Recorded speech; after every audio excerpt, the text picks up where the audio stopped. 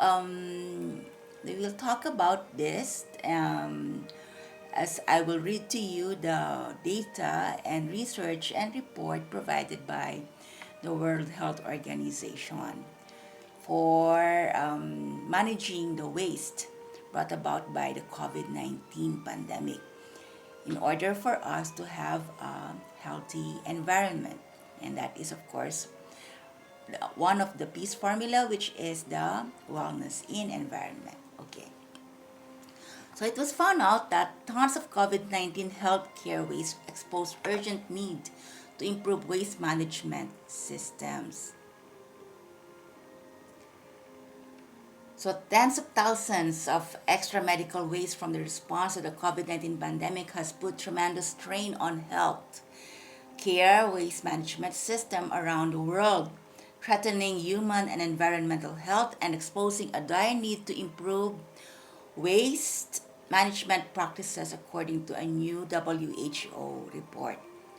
The WHO Global Analysis of Healthcare Waste in the context of COVID-19 status, impacts, and recommendations bases its estimates on approximately 87,000 tons of personal protective equipment, or the PPE, that was procured between March 2020 to November 2021 and shipped to support countries' urgent COVID-19 response needs through a joint UN emergency initiative. Most of this equipment is expected to have ended up as a waste. The authors of the report note that this just provides an initial indication of the scale of the COVID-19 waste problems. It does not take into account any of the COVID-19 commodities procured outside of the initiative nor waste generated by the public like the disposable medical mask. Imagine. So we have a lot of problem with waste management now because of this PPE and this medical masks, and this is a worldwide problem. In the report, they point out that over 140 million test kits with the potential to generate 2,600 tons of non-infectious waste, mainly plastic, and 731,000 liters of chemical waste equivalent to one-third of an Olympic-sized swimming pool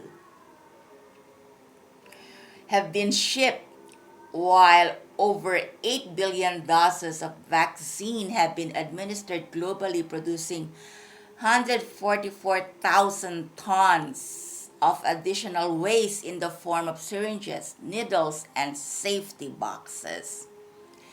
As the UN and countries grappled with the immediate task of securing and quality assuring supplies of PPE, less attention and resources were devoted to the safe and sustainable management of COVID-19 related healthcare waste. It is absolutely vital to provide health workers with the right PPE, said Dr. Michael Ryan, the Executive Director of WHO Health Emergencies Program. But it is also vital to ensure that it can be used safely without impacting on the surrounding environment. This means having effective management systems in place, including guidance for health workers on what to do with PPE and health commodities after they have been used. Today, 30% of healthcare facilities, 60% in the least developed countries, are not equipped to handle existing waste loads, let alone the additional COVID-19 load. This potentially exposes health workers to needle stick injuries, burns, and pathogenic microorganisms, while also impacting communities living nearly poorly managed landfills and waste disposal sites through contaminated air from burning waste, poor water quality, or disease-carrying pests. COVID-19 has forced the world to reckon with the gaps and neglected aspects of the waste stream and how we produce, use and discard of our healthcare resources from cradle to grave, said Dr. Maria Neira, Director of Environment, Climate Change and Health of the WHO. Significant change at all levels from the global to the hospital floor in how we manage the healthcare waste stream is a basic requirement of climate smart health care systems, which many countries committed to at the recent UN Climate Change Conference, and of course, a healthy recovery from COVID 19 and preparedness for other health emergencies in the future. So the report lays out a set of recommendations, which I will read to you. What are these? For integrating better, safer, and more environmentally sustainable waste practices into the current COVID-19 response and future pandemic preparedness efforts, and highlight stories from countries and organizations that have put into practice in the spirit of building back better, of course. The report is too long, so I will just provide you a PDF file if you want to read the best practices of several countries, including the Philippines, okay? And then I will just post the PDF file in the event page so that you can also download the copy. Okay? So recommendations include using eco-friendly packaging and shipping, safe and reusable PPE, gloves and medical masks, etc., etc. Okay. The COVID-19 waste challenge and increasing urgency to address environmental sustainability offer an opportunity to strengthen systems to safely and sustainably reduce and manage healthcare waste. So this can be done through strong national policies and regulations, regular monitoring and reporting, and increased accountability, behavior change, support, and workforce development, and increased budgets and financing. Systematic change in how healthcare manages its waste would include greater and systematic scrutiny and better procurement practices, said Dr. Anne Woolridge, chair of the Healthcare Waste Working Group International Solid Waste Association, or ISWA. So there is a growing appreciation that health investment must consider environmental and climate implications. Okay? So what is this? I will give you a summary of the report. Okay. I will read to you the manifesto for a healthy recovery from COVID-19. Okay. So the pandemic, okay, this is the intro, is a reminder of the intimate and delicate relationship between people and planet. Any efforts to make our world safer are doomed to fail unless they address the critical interface between people and pathogens and the existential threat of climate change that is making our Earth less habitable. Okay. So societies need to protect ourselves, okay, and to recover as quickly as possible. But we cannot go back to the way we did things before. Okay, increasing number of infectious diseases like HIV, SARS, and Ebola have made the jump from wildlife to humans, and all available evidence suggests that COVID-19 has followed the same route. Once human-to-human transmission of COVID-19 began, national and international surveillance and response systems were not strong or fast enough to completely halt the transmission. So, and as infection spread, a lack of universal health coverage has left billions of people, including many in rich countries, without reliable and affordable access to medical treatment, Massive inequalities have meant that deaths and loss of livelihoods have been strongly driven by socioeconomic status, often compounded by gender and minority status. Okay.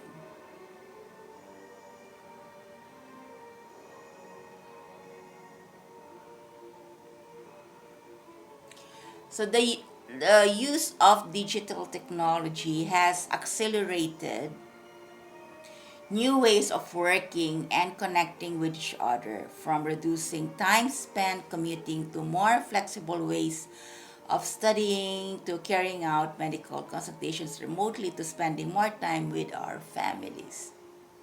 Okay. So these are the prescriptions for a healthy green recovery. Number one, protect and preserve the source of human health, which is nature.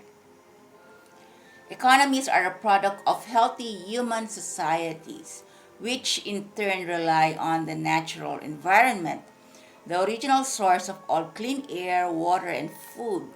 Human pressures, from deforestation to intensive and polluting agricultural practices to unsafe management and consumption of wildlife, undermine these services. So they also increase the risk of emerging infectious diseases in humans, over 60% of which originate from animals, mainly from wildlife. Okay. So in order to reduce the risk of future epidemics, we need to go further upstream that early detection and control of disease outbreaks.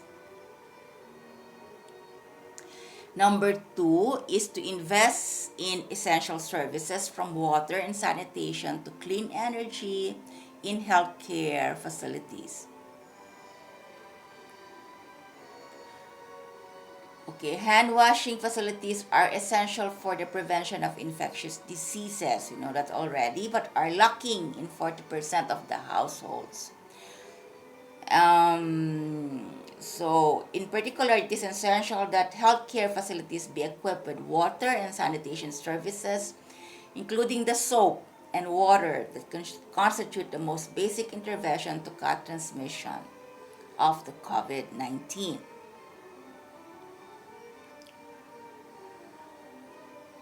Avoidable environmental and occupational risk cause about one quarter of all deaths in the world.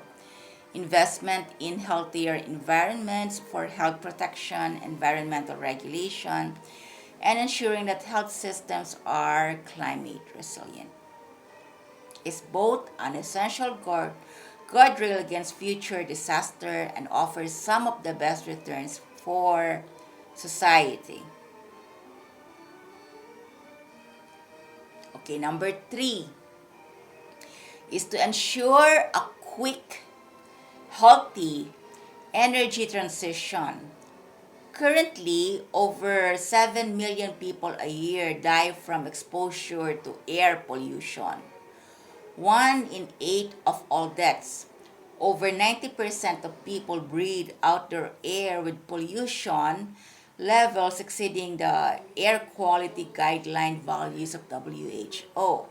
Two-thirds of this exposure to outdoor pollution results from the burning of the same fossil fuels that are driving climate change. So at the same time, renewable energy sources and storage continue to drop in price, increase in reliability, and provide more numerous, safer, and higher paid jobs.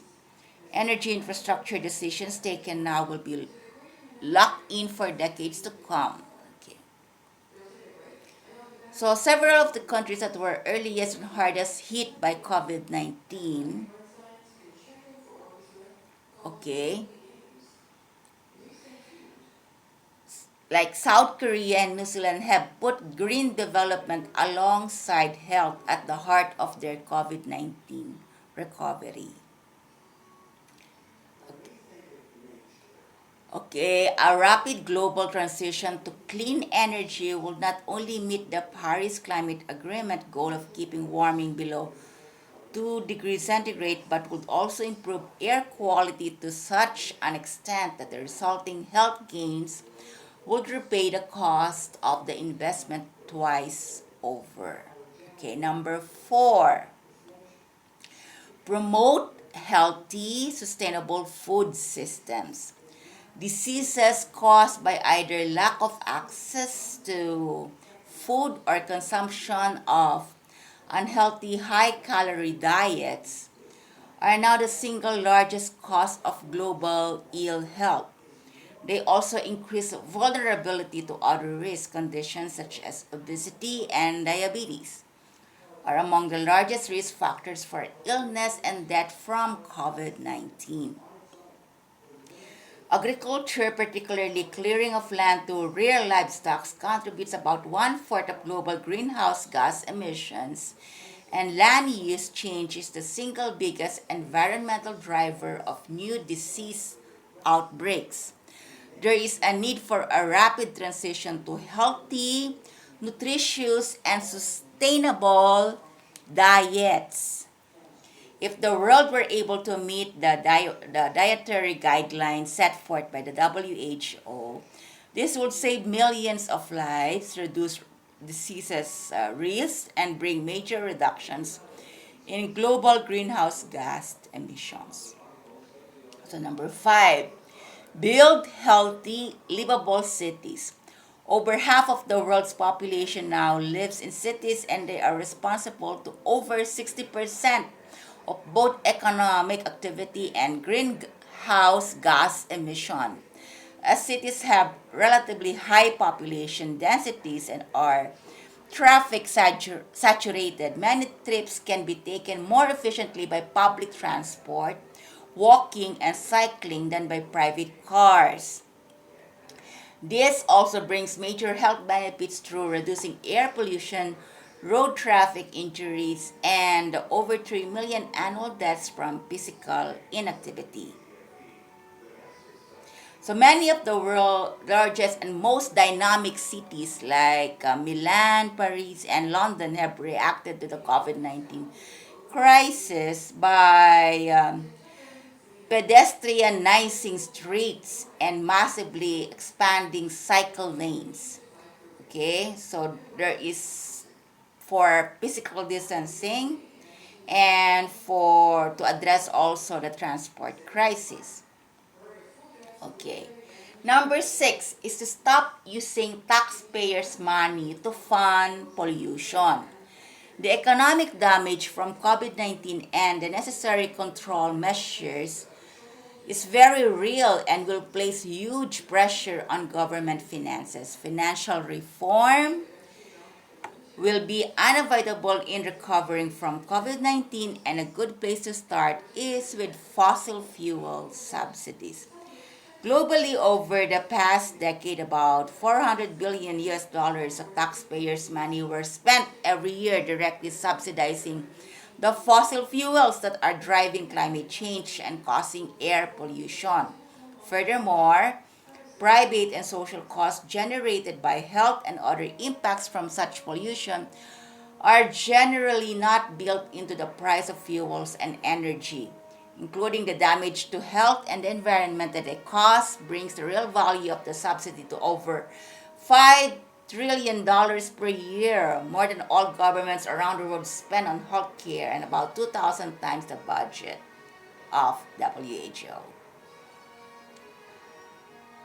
Placing a price on polluting fuels in line with the damage they cause would approximately halve out their air pollution deaths, cut greenhouse gas emissions by over a quarter, and raise about 4% of global GDP in revenue. We should stop paying the pollution bill both through our pockets and our lungs. Okay. So,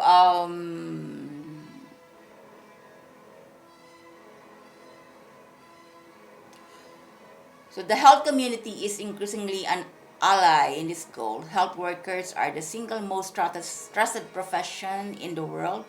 Their skill, dedication, bravery, and compassion have saved countless lives during this COVID-19 crisis.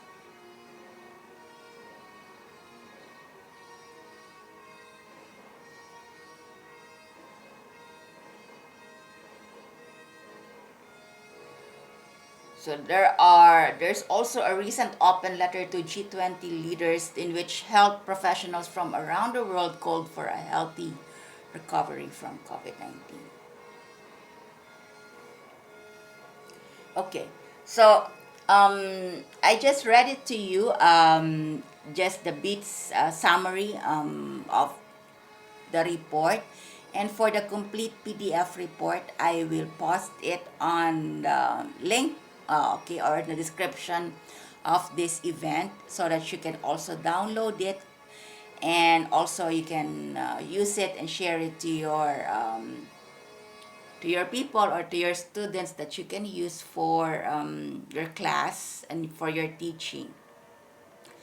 In order for us to be more aware on how we can design our advocacies on the environment that is more adaptable, okay, and also address the needs of the time, because we are still um, experiencing the effects of the COVID-19. Okay. So my wellness tip for this actually is to start, if you're not yet into it, is to start a holistic lifestyle, because that is the only way that I can see as a person in order for us to contribute to stop polluting the environment, stop polluting the air, and make ourselves be responsible to the air we breathe, okay, and not put all the responsibilities to the government or to the people around us who are leaders. Because doing so, waiting for them to do something would already cost us a lot of mishaps. So might as well, why not do it on our own? And that way, we can also see for ourselves if we are doing it well. Living a holistic lifestyle at first would be difficult for others. But in the process of you doing it, it's actually very challenging. And also requires a lot of your creativity in order for you to get through it, okay? So, starting a holistic lifestyle will actually eventually lead you to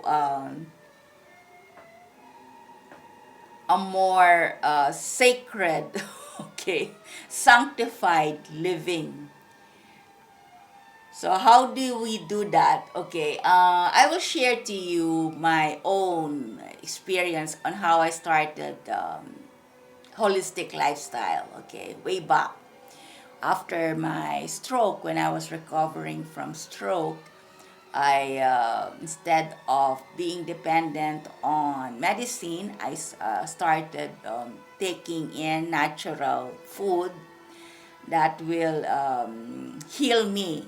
Okay, so I eat to medicate myself. So okay, so how do we?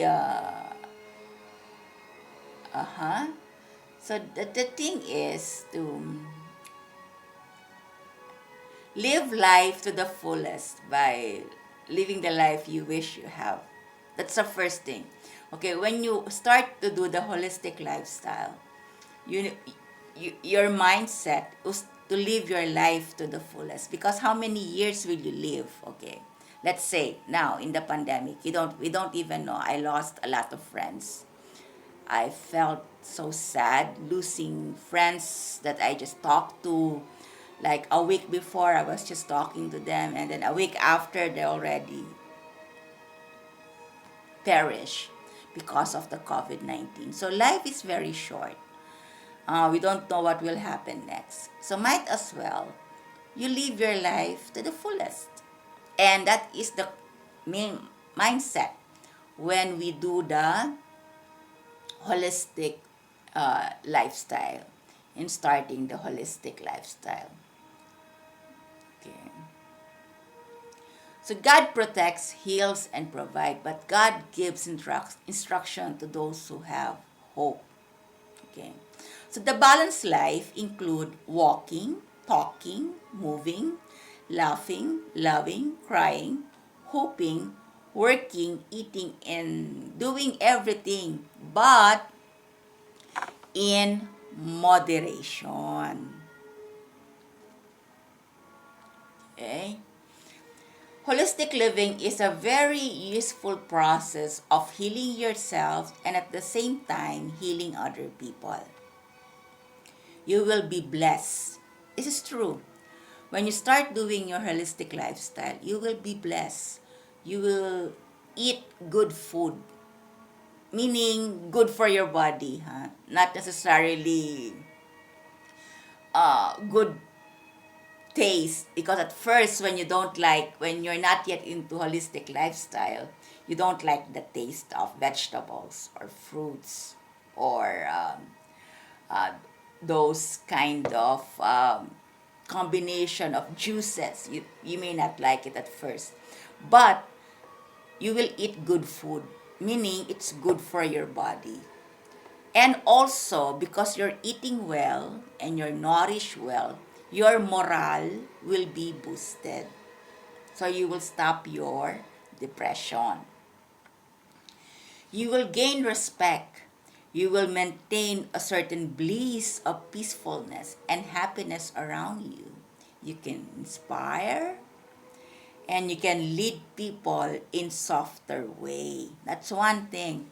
When you start doing the holistic wellness, you will become more subtle, more softer, more peaceful, and more comfortable with your being. So, you will lead without you knowing, you're leading them in a softer way. Okay. So the guidelines is actually given by God already. Okay. In the in the Catholic faith or in the Christian faith, we have the Bible. And you can see a lot of the passages there on how to eat well. Also with other religions, you can also check to your religion. There are in your writings, in your Quran, in your guidelines, even Hinduism and Buddhism, there are guidelines on how to properly eat well, right? So God gives beautiful blessings for those who follow, because eating well, eating right, and eating good food, nutritious food, is following God's orders. See, it's very easy. So also, aside from that, is look at the discipline when it comes to your work. Okay, me, I am a workaholic person before I had stroke and then recovered, and then from recently also once a workaholic, it comes like what's this, a discipline that you may ignore to do if you think your body is strong, or if you are overwhelmed with so many deadlines. Okay, but the thing is, this is actually a reminder. That's why I'm writing all this stuff, is to remind me also to discipline myself to not to stop being a workaholic, because work is there, okay? Work and finish your work at the designated time. Then talk to your loved ones to keep them and make them feel important. The alternating schedules of working and talking to your loved ones is actually anti-stress, and it also encourage you, inspire you, and also helps in creativity in solving problems. So find your loved one. Who is your loved one? Okay. And then talk to them, and they will serve as your break, okay? While you're taking coffee or taking tea or just going out instead of puffing a cigarette outside. No, don't do that anymore. Stop smoking. Might as well talk to choose your loved one. Not necessarily, okay, one thing in my previous video, you cannot force love to someone, because once you start forcing it, it becomes an anger and then eventually an obsession.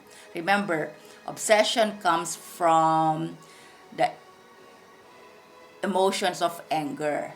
So, if the person doesn't like to be loved because they want they they are not ready to be loved, or they're not ready to accept being loved, or they have their own standards of people who will love them, then forget them.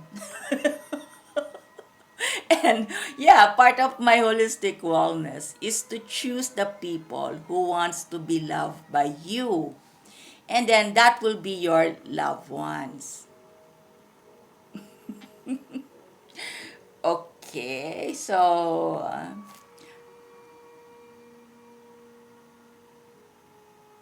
maybe this some of the tips I will just mention it in the next video, because the next word will talk about since it's a love month, so my next word will talk about the art of loving, okay, both for single and in a relationship, and committed and non-committal. Okay. So another one also that proves very helpful in living the life of a holistic lifestyle is to keep your promise to other people and to other creatures. Not only to people, but also to your pets and animals. You have to keep your promise, because keeping your promise, I've realized this, is lessens the load and burden of worrying and guilt to the person that you made your promise into. So might as well don't make a promise when you can't do it. So, but when you already did something and you made a promise, you have to keep it. Okay. So be obedient by all means to avoid greater damage later on. Mind you, this is very true.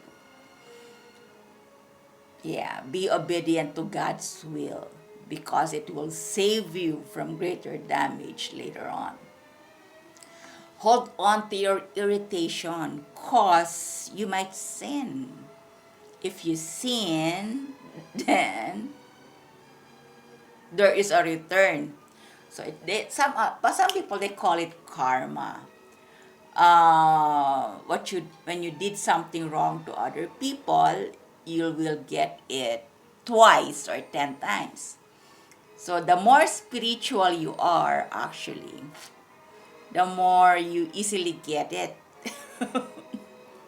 The more you are sensitive in getting it. So might as well avoid sins. Okay. Avoid irritation. Okay. Avoid commercial area to maintain your sanity once in a while. If you're working in a commercial area, of course, there is nothing you can do, because that is your source of living. But once in a while, you need to be in a quiet space and your own quiet time. Okay. Stay away from traffic. Traffic of thoughts, traffic of cars, traffic of things, and traffic of people. And then departmentalize your thoughts according to their relevance and necessity as of the moment. You don't need to put in a lot of those thoughts. And most of the time, anxiety is caused by too many thoughts that were not given the chance and the time to be processed. So, stop doing it. Okay. Don't go to traffic. Okay. In the same way, take time. Okay. So departmentalize your thoughts. Is it necessary? Is it urgent? If not, forget it. If it is urgent, okay, then deal with it. If it can wait, let it wait. Because the important thing is for you to be at peace with yourself and not put yourself into a lot of trouble. Organizing your life starts with the nearest thing beside you. In my workshops, I do it, okay? I will tell my participants, look at your table right now. Your ruler, the one who will rule you on how organized you are in your space, is your own 12 inches ruler for the teachers. So that far, 12 inches, is it organized? Is it clean? Nah. Then you have to do something about it. Pick it up, throw it away, or keep it. So you need to take time, really. Aside from the social media, there are so many things that needs to be done in your table, in your cabinet, in everything. So that is part of the holistic lifestyle. So when you're doing it, it's like meditation. There is a certain form of concentration. And in making that focus and concentration, the texture is firm, fixed, and measurable, meaning there is a time frame. When you focus on something like if you're doing something, the maximum time that you can really put your space and focus on it is an hour and a half to 2 hours. Then after that, you need to take a break. So it's put in a measurable time. Do not overextend, otherwise you will lose your focus. So in focusing, your inspiration is time and your movement is second. Okay. So maintain your concentration. It takes maturity to realize it, and practice makes it possible. And if you're irritated, you check your nutrition. All right. So sail for peace every time, rough waves or still waters. Another one also, when you speak of God's words, be ready for condemnation. Yeah. So don't single out yourself on why they're hitting you that hard. No. Because holistic lifestyle is actually holiness. You're making yourself holy. Okay, so you're cleaning it, detoxifying it, detoxification of the whole process inside your body, of your thoughts, of your mind, of your spirit. So, in the process of doing it, of course, you have to have a conviction of doing it. And one is you want to live your life to the fullest and living it in a holistic and holy manner. Okay. And of course, doing that, you will follow God's rules. And you need to be obedient. And in doing also that whole process, then you will talk about it. It comes naturally. You will share it. So be ready. Be ready for those who are listening to you. Okay. So I have here, sample. Okay, in the morning, you do wake up prayer. Okay. Um, let's say you wake up 3 o'clock or 4:30 in the morning, let's say 4 o'clock, you do your wake up prayer, detoxify, you eat nutritious food, you moisturize and exercise. If you live in tropical country, you can save from lotion because your sweat is actually moisturizing your skin. You just need to take a bath and clean your body so that you will not, those bacteria will not grow into your skin. So, but if you're living in a cold area, cold part of the planet, you have to moisturize. But in both cases, exercise is good. Okay, if you can't exercise the rigid ones, you can use do yoga exercises, very relaxing. Then do deep breathing, and then at the end of the day, you forgive everyone, and then you pray and sleep. And then, if you can find a time to walk and just relax and free your mind. But choose a place where there's less air pollution and less traffic again. If you can find that place, then make sure that you are protected with your gear. Okay. You know what? Even before this pandemic, I was already wearing face masks whenever I'm walking or in a place that is highly polluted, like the city. So, and also I bring alcohol. So, might as well continue doing that for your own health and also for protection. Okay. So, another one, last, okay. Vegetables and fruits should be taken 6 times a day. And then pineapple does wonders to your fats. Eat and release. It's good for the heart. Okay. Next time, I will talk about how to fix your hope, continue hoping, and how to manage your conflict while you are hoping. Okay, and as also part of the holistic lifestyle, which is a necessity in order for us to pursue the wellness for peace. So, those who are following the Wellness for Peace formula, well, congratulations, because you can keep your peace within and you can share it to others for solving the problems of the nation and for eventually achieving that global peace or the world peace. Okay. So see you again in the next WED session, the Wellness and Environment Day. And because it's February, the next session will talk about love and how to keep it and how to nourish it. Okay, see you. Thank you for listening. Thank you for being always at peace with yourself and with our Creator. God bless you.